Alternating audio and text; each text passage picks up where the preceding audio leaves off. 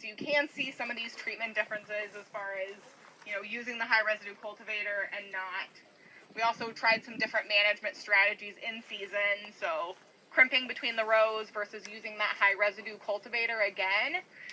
And those, it's hard to tell just by looking at, but I think the biggest treatment difference you can definitely see is that using that high residue cultivator at planting versus not.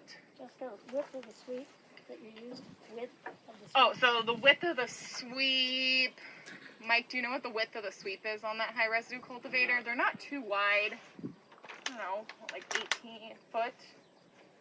They're not very wide. They're So how long do you wait to plant after you plant? immediately. So the question is when, so essentially we ran that high residue cultivator through and then immediately planted.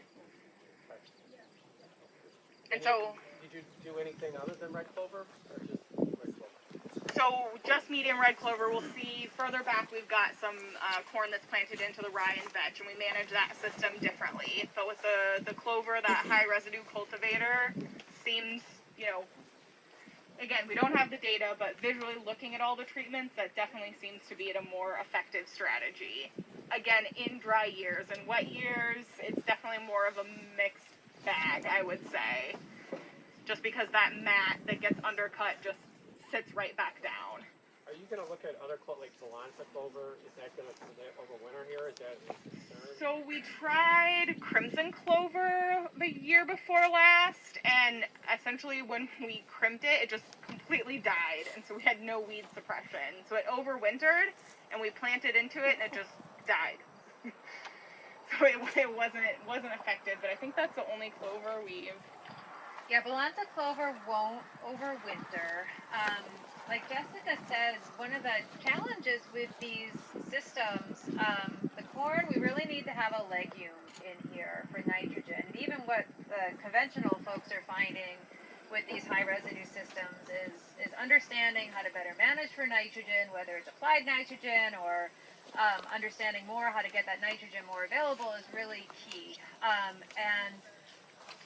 It's obviously going to be more available with these clovers that are a lower C to N nitrogen or C to N ratio, but they disappear. So we need kind of find a balance between either species selection or combination where we can get enough residue to maintain, which is why we're mixing it with the rye in the vetch system, but not tie up the nitrogen. So red clover seems to be a decent balance. I still am buying more seed, even though I don't know why I'm not giving up yet, but Austrian Winter Pea, I keep seeing new varieties I keep wanting to try. That's a type of field pea, winter pea, that we can plant like now. It can survive in certain circumstances. I know Klaus Martins, who seems to be in some sort of a weird ecosystem in New York, it's like a zone 7 or something, some really warm zone, but he can get it to overwinter there.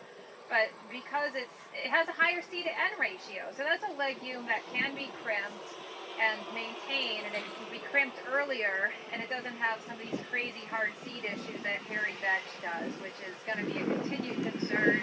Even though we're getting it to kind of work as a proof of concept, it's going to be a continued concern as we try to see how these might implement on an actual farm, because vetch can certainly become a weed. And I should make a note, as we're taking on risk, hopefully, so that this doesn't happen to be disasters on farms, that this isn't organic land. Every field we've been on has been organic.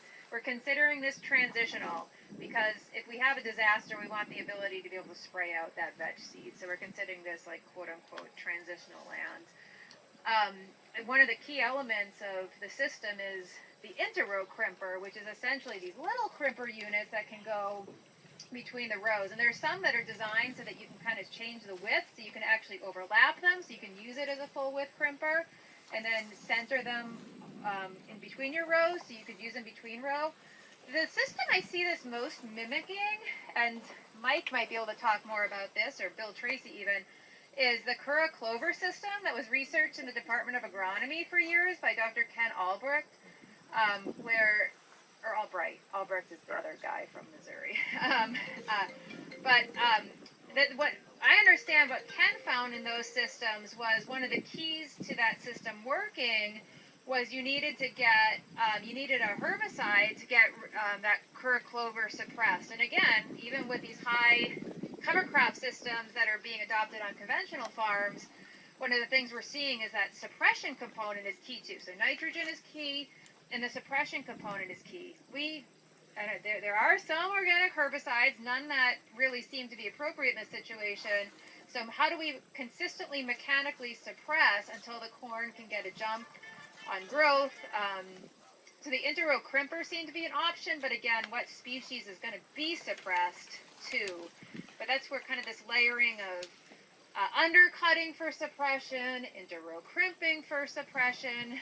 Kura clover is something that's more of a perennial, but it can be not only hard to get the seed, it's not possible to get the seed, it's hard to establish. Sometimes once it gets established, after being hard to get established, you can't kill it.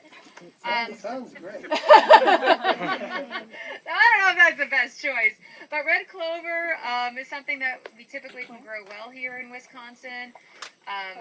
It seems to be maintained better than the crimson clover. It overwinters well. It can be interseeded into a cereal grain. So sometimes in this system, we'll interseed it into a winter wheat, and then it will be already established, and we'll go into corn after that. So those are kind of, I think, some of the observations we've been making. If we can get a field pea here, I think that'd be or Austrian Winter Pea, so much of a better option than hairy vetch, which, again, we're still researching more of a proof of concept, but I'm really nervous about what that actually might look like on a farm where vetch can get out of control. But those fields, too, Jessica will talk more about that. The Inter-Row Crimper is an essential part of that system. Vetch, too, in Wisconsin, it doesn't reach like a stage of consistent mechanical termination until like June 20th. So we're kind of like hitting it once, expecting it to regrow, and then having to re-hit it with this Inter-Row Crimper so that we can get as best, which still I know. Well, but we haven't consistent. So last year we didn't. So we kind of played with the vetch, like terminate. So we planted that June 7th. June 7th week, so June 3rd and 4th, no, we planted that first. So yes, we planted that June 3rd and 4th, and we planted this June 7th. And so last year we planted June 12th, I think. It's just super late for corn. It takes a while to come up to the cover crop. And so we've kind of played with like later. We planted early, and we did come back and do some treatments. We crimped in the vetch again, some we didn't. You guys can come take a peek, but I don't know. We'll see if the data actually shows a difference, because almost all the vetch is dead now. Why don't we go take a, I'm a little bit worried about these storms, so why don't we go take a look. I think we have to get back on the wagon. Yeah.